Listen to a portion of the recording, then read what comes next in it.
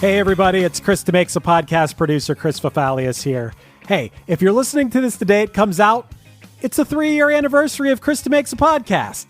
Back on June 1st of 2020, our first episode ever came out. Our guest was John Feldman, and he broke down the writing and recording of Goldfinger's Here in Your Bedroom. We've released 156 episodes since then, never missing a week in 3 years. So thanks to all of you for sticking with us for so long. You might also know that we do another podcast each week called The After Party for our supporting cast members. Supporting cast is basically a Patreon, just a different name. If you go to chrisdemakes.com and sign up, you'll get a weekly episode of The After Party, plus over 100 episodes in the back catalog, like the one you're about to hear. This is one that we released after we had Rachel Bolan from Skid Row on to discuss 18 in Life. We threw it back to June of 1989 to talk about everything that was going on in the world. Those episodes are always so much fun. So yeah, chrisdemakes.com, as Chris would say, for the cost of an apple juice at the Cracker Barrel, you can support the podcast and allow us to continue doing this. Hey, we'd really appreciate it.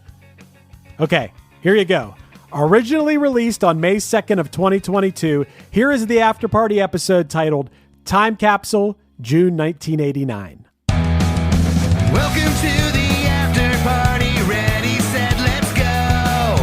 Welcome to the After Party, the show after the show. Learn a little something new. Join us for the ride. Chris and Chris want all of you to know. The After Party's where it's at. The show after the show. Hey everybody, welcome to another After Party, where today we're going to take a look back to June of 1989 to coincide with the episode of Rachel Bolan when 18 in Life by Skid Row was released. Yeah, you were excited when I sent you this idea for an after party, Chris, because you were like, I remember everything about June of 1989. I guess you were what? You were a teenager, right? I was 15, yes, and it's funny because you had texted me last night and said, what do you remember, or do you remember June 89 like it was yesterday? Because, I mean, you were only, what, 8 or 9 then? Yeah, I was 9. You were 9. So, I mean, you certainly remember it, but, 9 and 15's a lot different. It was just an exciting age. I had just finished my freshman year of high school. So I was going into what would have been my sophomore year of high school. Now, wait a second. Let me think here. No, I was going into my junior year of high school. Excuse me. Okay. Junior year. Right. So it was the summer between 10th and 11th grade. And I wasn't too happy, though, Chris, because my mom made me take a driver's education class, which was a summer school class that was offered. So the reason was you got a break on your car insurance if you went to driver's ed. And it was a pretty big break because they figured, okay, you've never really driven, you're young, and you're male. Male's insurance was always higher because we, seemed to be more reckless, or at least it was back. That was the rule back then. So, yeah, I was not too happy about having to go to summer school. That bummed me out.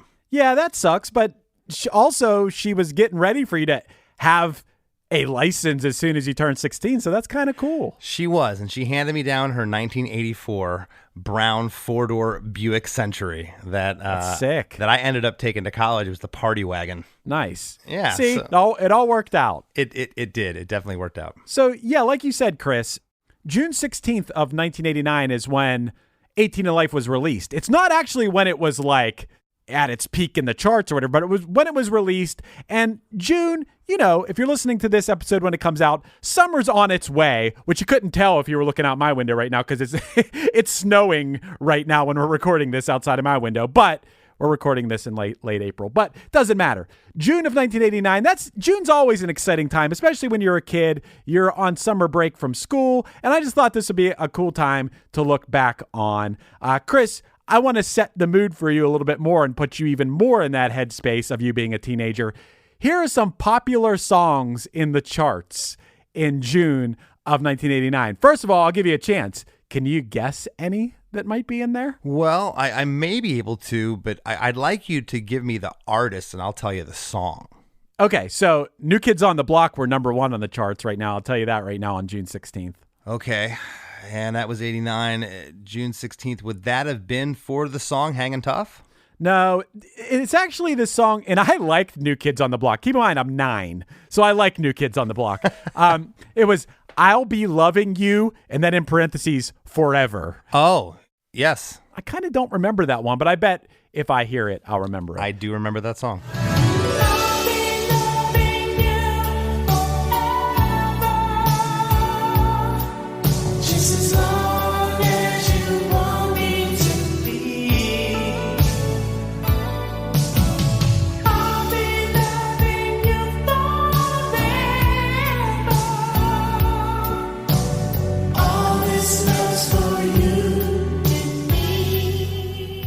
Bette Midler was in the charts. She didn't do Wind Beneath My Wings. Who did that? She sure did. Okay. That was Bette Midler. Okay, yeah. Also, Chris, Bobby Brown was in the charts for a couple different songs at this time. Would that be Don't Be Cruel? No. No? Okay. What was the big Bobby Brown song? I'm blanking right now. So the big Bobby Brown songs at this time were Every Little Step. That's right. It's a jam. And this is kind of a spoiler alert for something we're going to talk about later in the episode, but also On Our Own was in the charts at this time. Okay. Also in the charts at this time, Chris, I'll go through these kind of quick. Richard Marx, Satisfied, a song we've just talked about last week or 2 weeks ago on the after party. Nina Cherry, Buffalo Stance. Yes, that was that time period. Milli Vanilli, Baby Don't Forget My Number. Good Thing from the Fine Young Cannibals. What Guns N' Roses song was in the charts right now? In 89, I believe that would have been Patience. You got it. All right. Good job.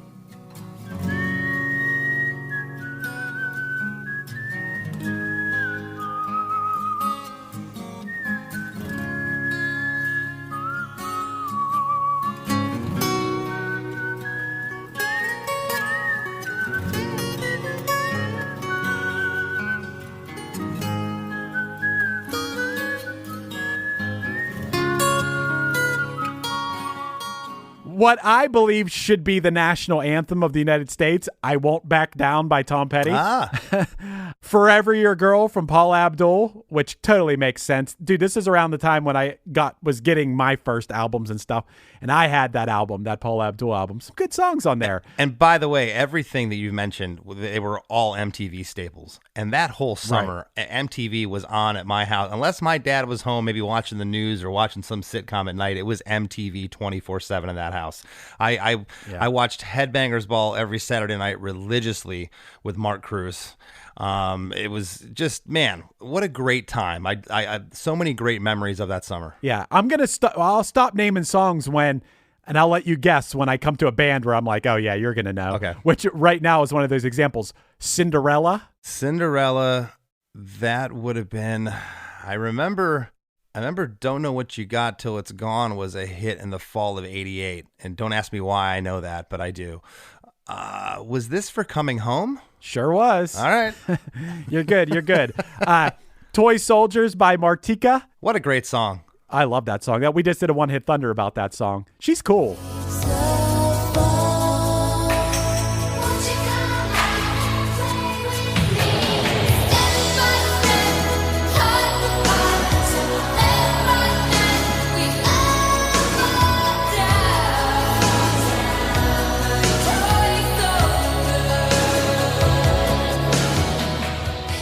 Express Yourself by Madonna was in the charts. Another one you like, one of the creepiest songs ever, Into the Night by Benny Mardones. Gosh. I'm sure you can guess what Great White song was in the charts at this time. Would that have been Once Bitten, Twice Shy? Hell yeah. Okay, well, and the Benny Mardones song we've talked about before, that was a re-release. That was recorded in like 81, I think, and that was when, for some reason, disc jockeys in the late 80s were, giving songs a resurgence that had been recorded years earlier. Interesting time. Right. And Chris, what Winger song was in the charts in June of 1989? I believe that would have been Headed for a Heartbreak, right? Yep, you got it. There you go. Got it. And the one more that I noted, just because I loved this band as a teenager, I liked punk rock, but for some reason I loved this band. I think it was because of their MTV Unplugged. But Trouble Me by 10,000 Maniacs popped up into the top 100 for a minute there. So I thought that was pretty cool. Yeah, man. Trouble. Trouble me. Disturb me with all your cares, and you will trouble me. All right, so now we're going to go through June of 1989, and some notable things happened in June of 1989. Some things I learned about, too, that I didn't really know a lot about. But on June 2nd, in the theaters, Dead Poet Society premiered. Yes. Oh, Captain, My Captain. Yeah, that movie was huge. And man, those were still the days where, 89, yeah, I mean, there's always going to be movie theaters, but the Blockbuster video rental type stores were just huge. And it was all VHS tapes. And you'd go there on, Friday, Saturday nights with your parents and stock up on a bunch of bad candy and popcorn and movies and good times. Yeah. You weren't able to do that with Dead Poet Society yet. You'd have to go to the movie theater to see it. And dude, do you notice how quickly movies go from the theaters to like on HBO and stuff now? Or sometimes it's simultaneous. I guess the pandemic kind of caused that a lot. But yeah, it's really quick from movie theater to like being able to watch it at home now. Oh yeah, though they capitalize quick because people these days seem to have fleeting memories, fleeting thoughts. June 3rd. Now, Chris, this is something, it's one of those things like it didn't really, I guess because maybe it was happening, but it didn't learn about it a lot in school. But on June 3rd was the beginning of the Tiananmen Square massacre as Chinese troops opened fire on pro-democracy supporters in Beijing. And by the next day, now, things I watched went anywhere from 1,000 to 10,000 as far as the death toll that happened here. But I didn't know a lot about this. And last night I watched a lot of stuff about it and learned a lot. Yeah, it was protests that, when I think if you look at the lower numbers, I think that's maybe what the Chinese government wants you to think. But I think there was many more atrocities that were reported. Yeah, it was really sad, upsetting, disturbing thing there.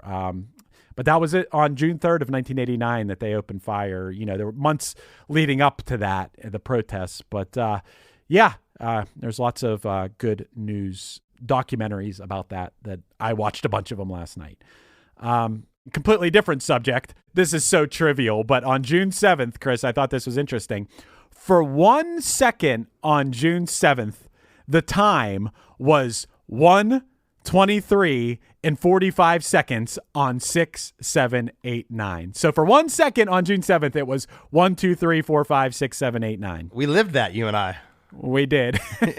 We lived that. Yeah. Growing up, Chris, I was a big hockey fan. Not necessarily a fan of this guy because I'm from Pittsburgh. I'm a Mario guy. But on June 7th, Wayne Gretzky won his 9th Hart Trophy to be MVP of the NHL in 10 years. He was the MVP for 9 out of 10 years in the NHL, which that's like mind-boggling. That's crazy. What an amazing accomplishment. You can't puck with that, Chris. Another sports thing, which I thought was interesting. Once again, I'm from Pittsburgh, and on June 8th, the Pittsburgh Pirates scored 10 runs in the first inning, which prompted Pirates broadcaster Jim Rooker to say he would walk from Pittsburgh to Philly if the Pirates lost that game. Well, guess what, Chris? The Pirates lost that game 15-11, and at the end of the season, Jim Rooker walked from Pittsburgh to Philadelphia. He kept Dr. Scholl's footwear in business that summer. Yeah, for sure.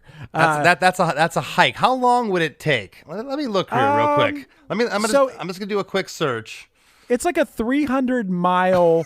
let me see. It's a 300-mile or so distance. So 300 miles, and if you're walking, you can walk like 4 miles an hour. 300... Yeah, but you got to take in consideration there's going to be rough terrain. You got to stop for cars or street lights. There's going to be stuff along the way that's going to slow you down. Certainly, right? I mean, it'd probably take him a week because it's like 75 hours if you're walking 4 miles an hour. This is saying it's going to take 4 days and 7 hours. Right. And then you stop to sleep. Yeah. Yeah, but that doesn't count sleeping. So I'm going to go with you over a week. Yeah. The Pirates really screwed him over. And how do you lose if you score 10 runs in the first inning? Man, Pirates suck, man.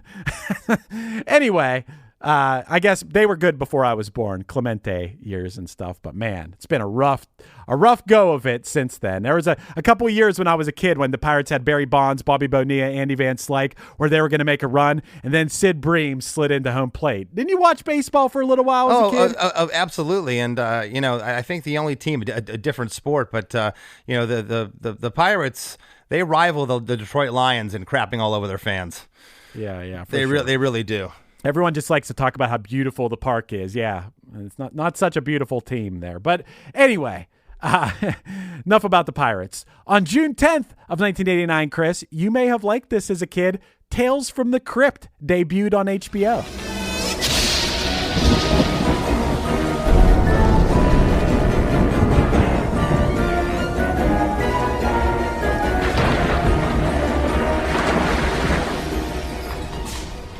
That was a big thing.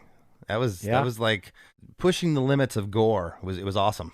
On June 13th of 1989, the Detroit Pistons swept the Lakers to win the NBA championship. That's right. I was in Michigan that summer. I believe that was the Detroit team with Isaiah Thomas was playing with them then.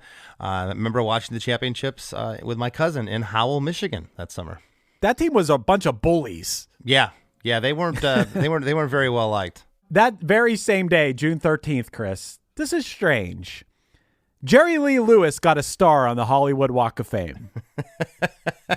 Very questionable guy. Yeah. People seem to turn a little bit of a blind eye back then to some stuff. Yeah, he was an interesting character, to say the least. A day later, Chris, June 14th of 1989, the groundbreaking began in Minnesota for the world's largest mall. Yeah, the Mall of America.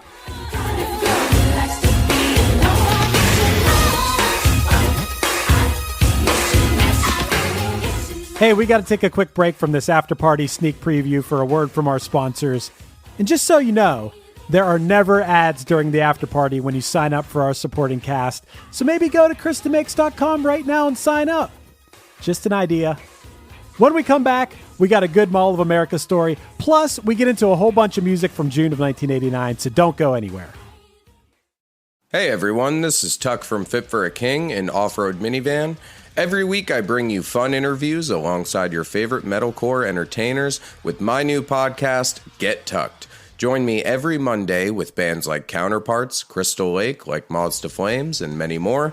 We play unsigned and undiscovered bands, deep dive into each artist's history, and of course provide the greatest breakdowns in current metalcore. Tune in to Get Tucked every Monday, out now through Sound Talent Media. Hey, Chris DeMakes A Podcast producer Chris Fafalius here. You may have heard me talk about my band Punchline before. Maybe you already know us, or maybe you're hearing about us for the first time right now. It doesn't matter. No matter what your relationship with Punchline is, I will absolutely guarantee that you'll love our new podcast, A Band Called Punchline.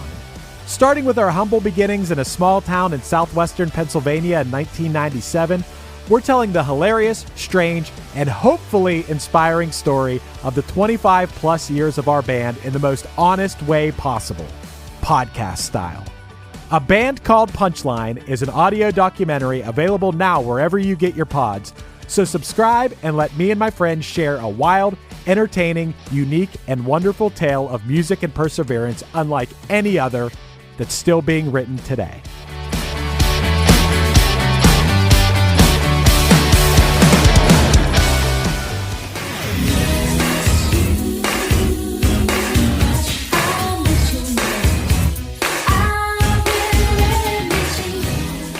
All right, hope you enjoyed that little ad break. Thanks in advance for signing up for our supporting cast at ChrisDeMakes.com. And now, back to the show. Hey, can I tell you a quick, funny Mall of America story that I've told before? Certainly. So, back in the day, maybe 15 plus years ago, me and my friend PJ and my friend Jers would go to karaoke at this bar near where we grew up, Bell Vernon, at this place called Sweeney's. And we would always perform songs. We'd always do that Starship We Built This City song. And we called ourselves Where the Boys Are was the name of our karaoke team. And we just, we'd be drunk and go do karaoke and just be annoying and do the dumbest songs possible. Well, around that time, Punchline was on tour and we had a day off. We went to the Mall of America and there was this video booth at the Mall of America where you could go in and do karaoke and you got a VHS tape, which is crazy because it had to be at the end of VHS tapes, but it was an unmarked tape. So me and PJ were on tour and we went in there and we performed We Built This City. and we got the unmarked VHS tape, and we went with no return address, and we shipped it to our friend Jers. And so Jers got in the mail a blank VHS tape with no return address. And he tells a story about getting this in the mail and being like, what is this? Could you imagine getting an unmarked VHS tape in the mail? No, I can't. And what I also can't imagine is the fact of you finding it and digitizing it and uploading it to the Facebook group. I'd love to see it. You know what? I would love to see it too, but it was just me and PJ performing that song. But could you imagine the anxiety as you're popping an unmarked videotape that you got from an address you don't know into the VHS? Like, that's some horror movie stuff, you know? Who knows what could have been on that tape. I also made a recording at the Mall of America. Did you? Around 2003, I went into one of those kiosks. It was an older lady that just kind of was just going through the motions of her day. I was just another customer, and I went in the booth and I did Whitesnake. Here I go again. And they actually burned you a CD. And I got done and I walked out of the booth and she looked at me. Her eyes were like saucers and she said, "You sound like a professional singer." Lady, I am. I kind of killed it. And if I can dig that up, I will post it to the group. Dude, it's crazy. I wonder if we were on tour with you when this that's around the same time that we did that. I wonder if there's a chance. Yeah, that would have been 2003. I bet that was around the same time. Dude, there's a chance that we may have been with you. That's funny. Anyway, that very same day that the groundbreaking began in Minnesota on the world's largest mall, Mall of America, Ronald Reagan was knighted by Queen Elizabeth II. Mark that in my who the fuck cares category. I did not know that happened. And on the very same day, I do care about this a little bit. Carole King got a star on the Hollywood Walk of Fame, and I think she deserved her star on the Hollywood Walk of Fame. Old Carole King. I love Carole King. That Tapestry album, man, so good. And dude, on the very same, June 14th of 1989 was a very eventful day because, Chris, you are going to remember this. Zsa Zsa Gabor was arrested for slapping a Beverly Hills motorcycle cop. Yeah, that was big news. News. Yeah, it was. I think when you look into it, I tended to side with Zsa Zsa Gabor just for no reason. But then when I read about it, I'm like, maybe Zsa Zsa Gabor was a little bit out of line in this particular scenario. But 2 days later on June 16th, Chris, which I alluded to this earlier, Ghostbusters 2 premiered in theaters. The superstars of the supernatural are back to nuke the spooks. 2 in the box. Ready to go. We be fast and They be slow. Make some time. Don't put any of those old cheap moves on me. no. It's different. I have all new cheap moves. Raise your spirits. If we don't do something by midnight, you will be remembered in history as the man who let New York get sucked down into the 10th level of hell. And kick some slime. Looks like a giant Jell-O mold. I hate Jell-O. Oh, come on. There's always room for Jell-O. Happy New Year. Hose 'em. Ghostbusters 2. You're short, your belly button sticks out too far, and you're a terrible burden on your poor mother. That's right. And it was around not too much later that Bobby Brown, I believe, did his Ghostbusters track. On Our Own. Amazing song. I've talked about it a lot on podcasts.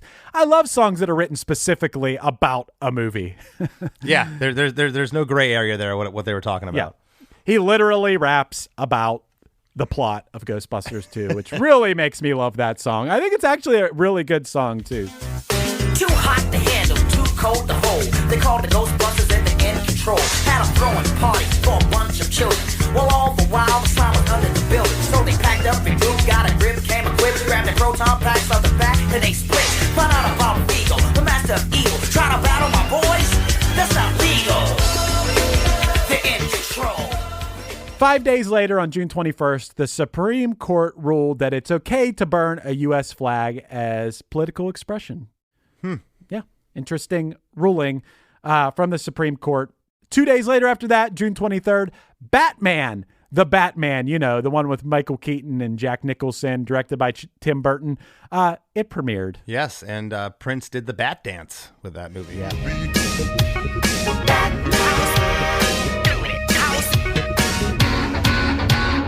Stop the press. Stop the press. Who is that? Vicky Vale. I like That movie was huge. I can't put enough emphasis on how that was the blockbuster of that summer. It was massive. That movie was everywhere. Everyone saw it. And looking back, it's over 30 years old. It looks dated in some respects, but the special effects and Michael Keaton, I think, still looks great. Yeah, I gotta watch that again sometime. Like, they make a new Batman. Like, how many times are you gonna make a Batman movie? There's a new one now, The Batman with Robert Pattinson. Yeah, I guess I'll watch it. Someone's turning 8 years old tomorrow. It's gonna watch it. So I guess they'll keep. But doing how are there not news? Why they keep making? I don't know. This is a whole other. I just don't understand why they keep making the same things over and over. I guess it's a different take on it every time, but like, anyway, I like The Dark Knight. I thought that was a good movie. Anyway. The last thing I have about June of 1989 is that on June 26th, another Supreme Court ruling. The Supreme Court ruled that 16-year-olds can receive the death penalty. What? Really? Yeah. Where? It must have been a pretty heinous case. I don't know what the particular case was, but that's by the late 80s, a lot of states were starting to outrule, any type of death penalties. That seems strange that would have come into law. Interesting. Yeah, death penalty. Interesting. Yeah, and if you want to hear a really bad album, there's a band called Witchfinder General from the early 80s. They have an album called Death Penalty, so go check it out. Okay. Yeah. Maybe What's the name? Maybe they're called Witchfinder General.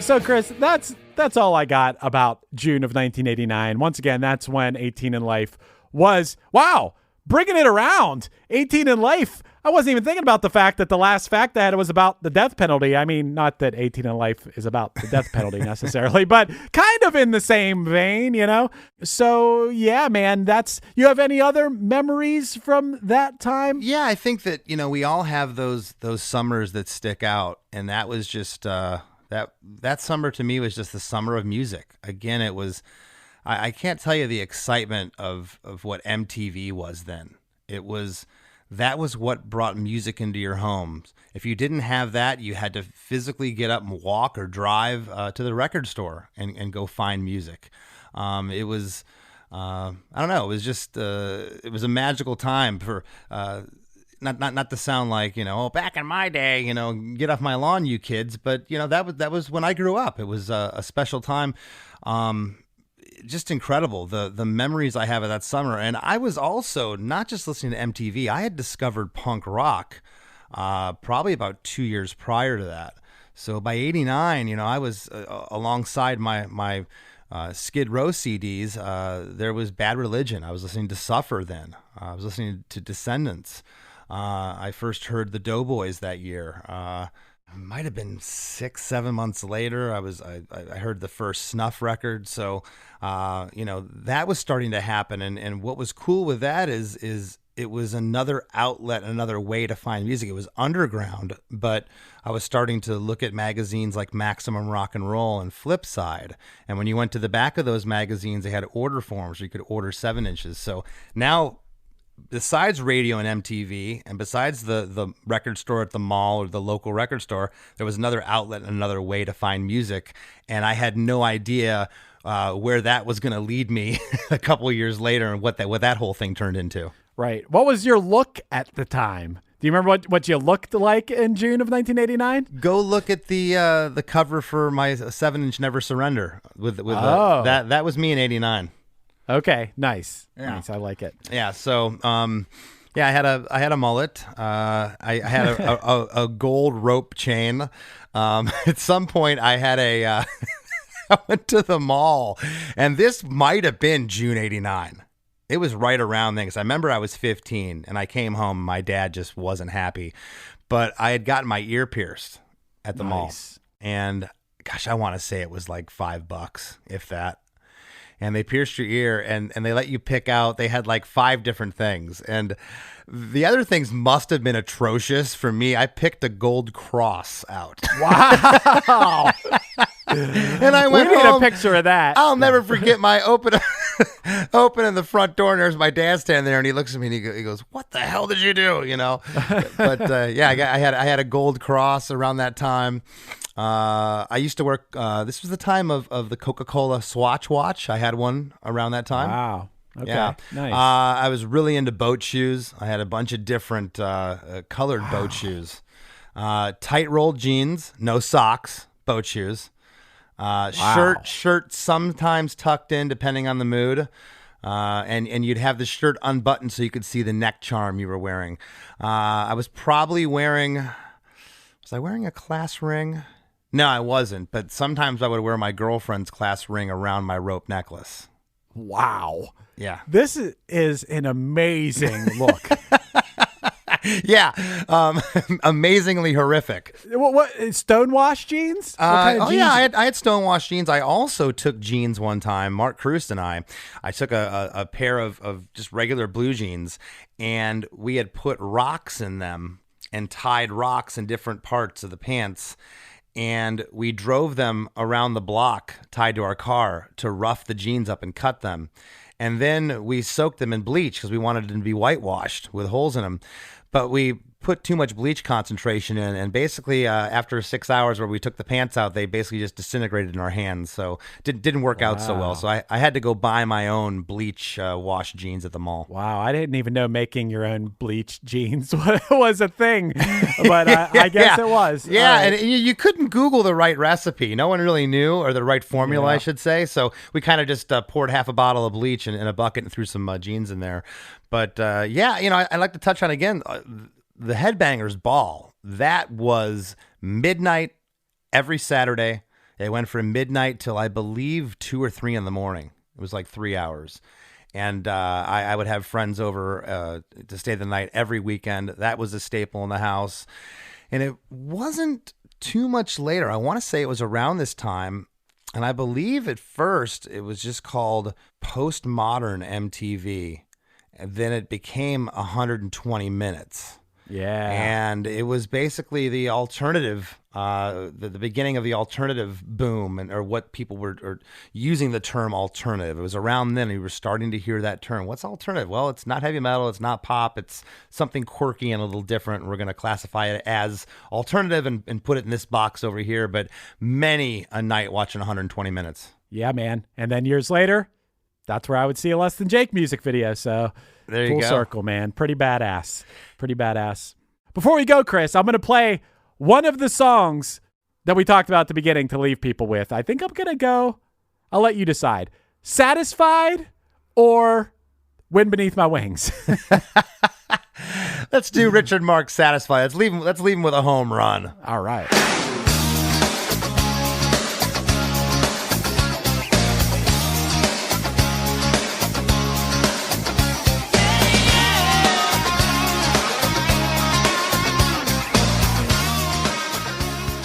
Hope you all enjoyed that sneak preview of the after party. Don't forget, you can get a ton of those episodes right now by signing up at ChrisDeMakes.com. They'll get delivered right into your podcast app. It is nice.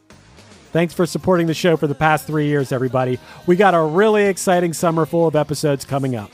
Hell yeah.